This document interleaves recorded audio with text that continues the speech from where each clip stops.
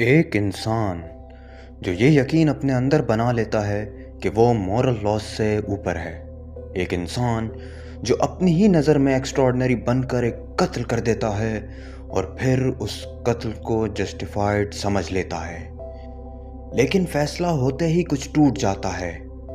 इंसान के बाहर नहीं बल्कि उसके अंदर। उसी लम्हे से उसका जहन उसके खिलाफ एक अदालत बन जाता है और फिर वो इंसान अपनी ही दिमाग की गहरे अंधेरों में कैद हो जाता है, जहाँ से ना कोई रास्ता निकलता है और ना कोई खामोशी। आज हम बात करने जा रहे हैं फ्योडोर दोस्तोयेव्स्की के मास्टरपीस क्राइम एंड पनिशमेंट के बारे में। रास्कोल्निकोव एक गरीब स्टूडेंट होता है जो सिर्फ फाइनेंशियल स्ट्रगल में नहीं बल्कि अपने आइडेंटिटी के क्राइसिस में भी फंसा हुआ होता है। उसे लगता है कि वो सोसाइटी के अंदर ऑलमोस्ट इनविजिबल है, जैसे उसकी सोसाइटी के अंदर कोई वैल्यू नहीं है।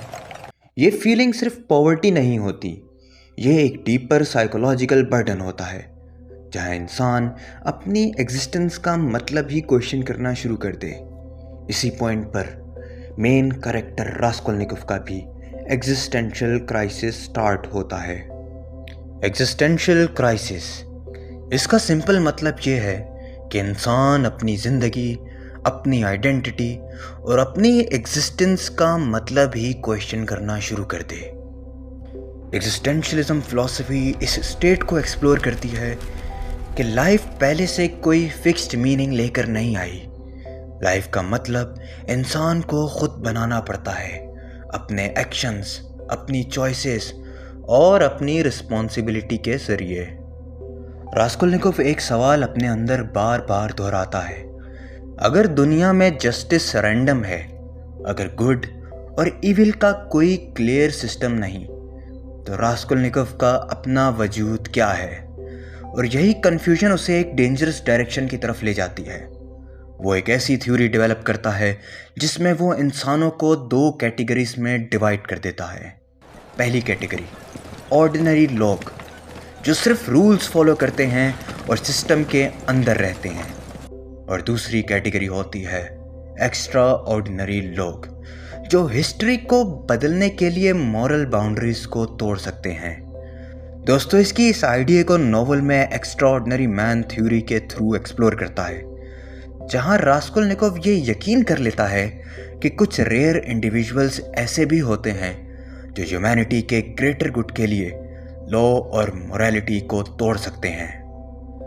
रास्कोल्निकोव का आइडिया एग्जिस्टेंशियल फिलॉसफी से मिलता जुलता है। वो ये मान लेता है कि मोरालिटी फिक्स्ड नहीं होती, बल्कि पावरफुल लोग उसे रीडिफाइन कर सकते हैं। वो अपने आप को भी एक्स्ट्राऑर्डिनरी ह्यूमन के कैटेगरी में प्लेस करना शुरू हो जाता है। वो अपने आप से कहता है कि अगर वो वाकई एक्स्ट्राऑर्डिनरी ह्यूमन बीइंग है, तो वो ह्यूमैनिटी के ग्रेटर गुड के लिए एक्सट्रीम स्टेप ले सकता है, मॉरल बाउंड्रीज तोड़ सकता है, और उसे अपने एक्शंस पर कोई गिल्ट फील नहीं होगा। रास्कोल्निकोव एक बूढ़ी पॉन ब्रोकर एलिना इवानोवना को ऑब्जर्व करना शुरू करता है। एक बूढ़ी औरत जो लोगों की मजबूरी से पैसे कमाती है। गरीब लोग अपनी कीमती चीज़ें उसके पास गिरवी रखवाते हैं और वो बदले में उन्हें बहुत कम पैसे देती है। रास्कोल्निकोव उस औरत को देखकर सिर्फ नफरत महसूस नहीं करता, वो उस औरत को एक सिंबल की तरह देखने लगता है, एक ऐसी शख्सियत जो उसके नज़दीक सोसाइटी के जुल्म और इनइक्वालिटी को रिप्रेजेंट करती है। लेकिन यहाँ पर एक बहुत इम्पॉर्टेंट बात समझना ज़रूरी है। रास्कोल्निकोव की नज़र में एलिना सिर्फ एक बुरी औरत नहीं थी। उसकी नज़र में एलिना एक सिंबल थी, एक आइडिया, एक थ्योरी, एक एक्सपेरिमेंट। जितना ज़्यादा वो अपनी एक्स्ट्राऑर्डिनरी मैन वाली थ्योरी के बारे में सोचता है, उतना ही ज़्यादा फोकस उसका एलिना इवानोवना पर जम जाता है। उसके जहन में एक डेंजरस लॉजिक डेवलप होती है। अगर एक बेकार और नुकसान पहुंचाने वाली ज़िंदगी ख़त्म करके उसके पैसों से हज़ारों लोगों की मदद की जा सकती है, तो फिर उसमें बुराई क्या है? ये सवाल सुनने में तो बहुत लॉजिकल लग सकता है, लेकिन दोस्तों इसकी हमें बताता है कि इंसान सिर्फ लॉजिक पर रिलाई करता है और एम्पैथी को साइड पर रख देता है तो वो खतरनाक नताइज तक पहुंच सकता है। रास्कोल्निकोव अब सिर्फ सोच नहीं रहा होता, वो प्लान बनाना शुरू कर देता है। वो एलिना के रूटीन को ऑब्जर्व करता है। वो मालूम करता है कि किस वक्त वो घर में अकेली होती है। रास्कोल्निकोव एक फेक पार्सल तैयार करता है ताकि एलिना के अपार्टमेंट तक पहुंचने का बहाना मिल सके।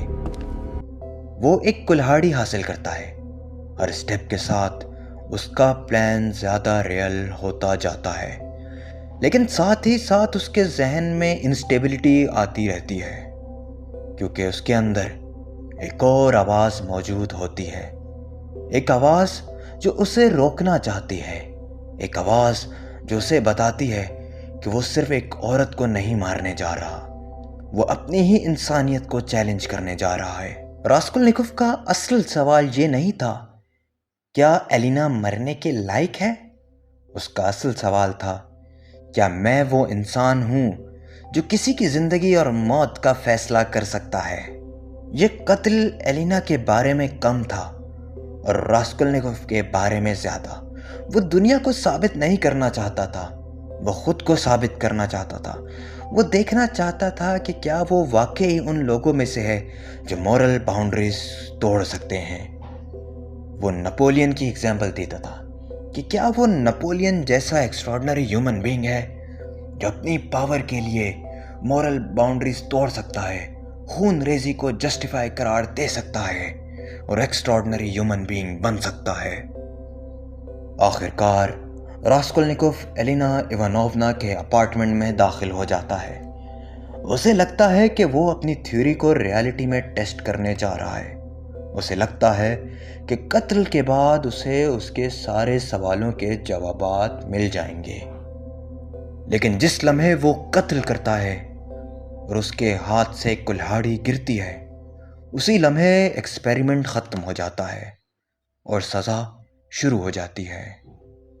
उस दिन रास्कोल्निकोव ने एक औरत का कत्ल नहीं किया था। उस दिन उसने अपने ही जहन के अंदर एक जंग शुरू कर दी थी, एक ऐसी जंग जो उसको अरेस्ट होने से पहले ही उसे तोड़ना शुरू कर देती है। यानी क्राइम के बाद उसकी पनिशमेंट शुरू हो जाती है। याद रहे कि रास्कोल्निकोव की नज़र में एलिना इवानोवना सोसाइटी के लिए एक पैरासाइट बन चुकी थी जो गरीब लोगों की मजबूरी का फ़ायदा उठाया करती थी। उसने सोचा था कि अगर वो वाकई एक्स्ट्राऑर्डिनरी है तो कत्ल के बाद उसका जहन पुरसुकून रहेगा। उसने सोचा था कि कत्ल के बाद उसे एक अजीब सी आज़ादी महसूस होगी, जैसे वो भी मॉरल बाउंड्रीज से ऊपर है। क्राइम के बाद रास्कोल्निकोव फिजिकली तो सोसाइटी में मौजूद होता है, लेकिन साइकोलॉजिकली वो कम्प्लीटली आइसोलेट हो चुका होता है। वो लोगों के बीच चल रहा होता है लेकिन किसी इंसान से कनेक्ट नहीं कर पाता। ये सिंपल लोनलीनेस नहीं होती, ये एग्जिस्टेंशियल आइसोलेशन होती है। एक ऐसी स्टेट जहाँ इंसान अपने ही जहन के अंदर बंद हो जाता है और उसके अंदर की दुनिया उसकी रियल दुनिया बन जाती है। हर इंसान उसे डिस्टेंट लगता है, हर नज़र उसे जजमेंट जैसी महसूस होने लगती है। रास्कोल्निकोव अपने आप को ये साबित करना चाहता था कि क्या वो नेपोलियन जैसा कोई एक्स्ट्राऑर्डिनरी इंसान है या फिर एक आम इंसान जो मॉरल बाउंड्रीज नहीं तोड़ सकता।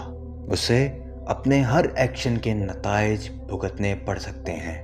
अब रास्कोल्निकोव के अंदर दो शख्स रहने लगते हैं। एक वो जो अब भी अपनी थ्योरी को बचाना चाहता है, जो मानता है कि उसने जो किया वो जस्टिफाइड था, और दूसरा वो जो हर रात उसे याद दिलाता है कि उसने एक इंसानी ज़िंदगी ख़त्म की है। ये असली सज़ा है। पुलिस से पहले, जेल से पहले, कोर्ट से पहले रास्कोल्निकोव अपने ही ख्यालों का कैदी बन चुका होता है, जहाँ से वो कभी भाग नहीं सकता। यहाँ इस कहानी में एक और कैरेक्टर आता है, सोनिया, जो रास्कोल्निकोव के कैरेक्टर के बिल्कुल ऑपोजिट होती है। रास्कोल्निकोव नाहिलिज्म की तरफ जाना शुरू कर देता है। नाहिलिज्म का मतलब होता है कि ये यकीन कर लेना कि ज़िंदगी का कोई फिक्स्ड मीनिंग नहीं है, ना मोरालिटी, ना कोई अल्टीमेट ट्रुथ और ना ही एक्शंस का कोई फाइनल पर्पस। जब इंसान इस सोच में चला जाता है तो उसे हर चीज़ मीनिंगलेस लगती है।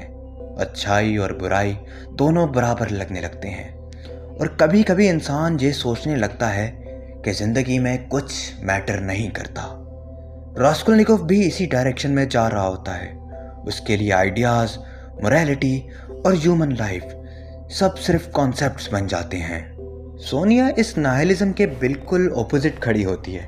वो दुनिया को थ्योरीज से नहीं देखती बल्कि एक्सपीरियंस और सफरिंग्स के थ्रू समझती है। जब रास्कोल्निकोव की मुलाकात सोनिया से पहली बार होती है तो पहली नज़र में दोनों एक दूसरे के बिल्कुल मुख्तलिफ दिखाई देते हैं। एक तरफ रास्कोल्निकोव प्राउड, इंटेलिजेंट, रेबेलियस, एक ऐसा इंसान जो दुनिया को आइडियाज़ और थ्योरीज के थ्रू समझने की कोशिश करता है, और दूसरी तरफ सोनिया खामोश, गरीब, बिखरी हुई, लेकिन उसके अंदर एक ऐसी स्पिरिचुअल स्ट्रेंथ होती है जो शायद रास्कोल्निकोव के पास नहीं।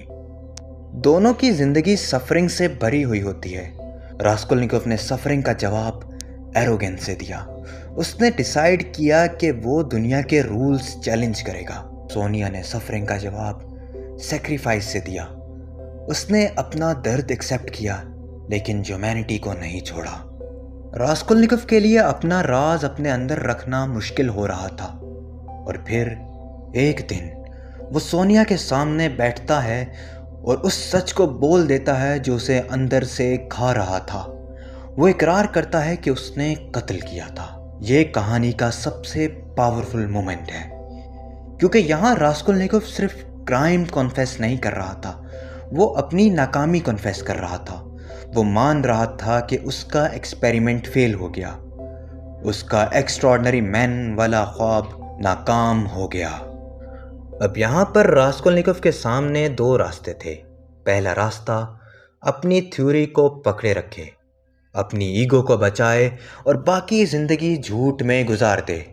लेकिन दूसरा रास्ता सच को एक्सेप्ट करना, अपने क्राइम की रिस्पॉन्सिबिलिटी लेना और उस सफरिंग से गुजरना जिससे वो इतने अरसे से भाग रहा था। सोनिया उसे पुलिस के पास जाकर कन्फेस करने का मशवरा देती है।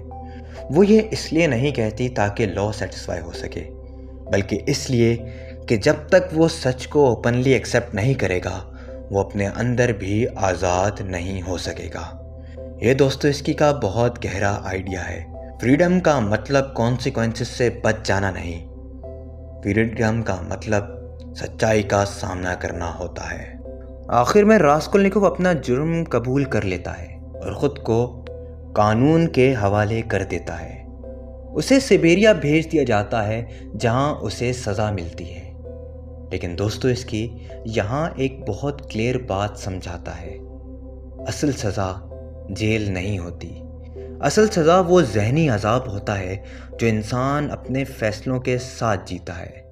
रास्कोल्निकोव को पनिशमेंट बाहर से नहीं मिल रही थी, वो उसके अपने अंदर चल रही थी। रास्कोल्निकोव की कहानी हमें ये बताती है कि इंसान अपनी सोच से दुनिया को चैलेंज कर सकता है, लेकिन अपनी इंसानी फितरत से कभी नहीं जीत सकता।